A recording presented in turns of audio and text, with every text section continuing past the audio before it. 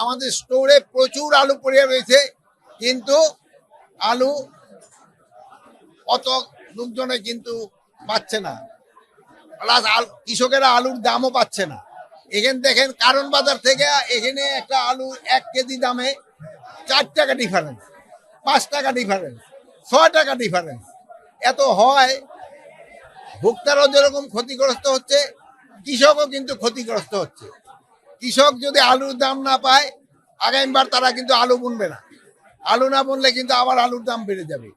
তাই প্রত্যেকটা ভোক্তারও যেন সুবিধা হয়, কৃষকের জন্য সুবিধা হয়, ওই পর্যায়ে কিন্তু একটা দাম রাখতে হয়।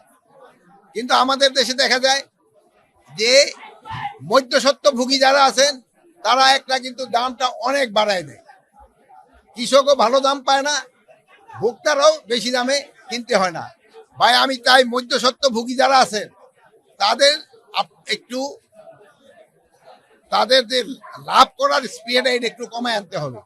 আর মধ্যস্বত্বভোগীরাই কিন্তু উচ্চ শ্রেণীর, তারাই কিন্তু সমাজের উচ্চ শ্রেণীর, এবং তারাই কিন্তু বেশিটা লাভ করে যায়।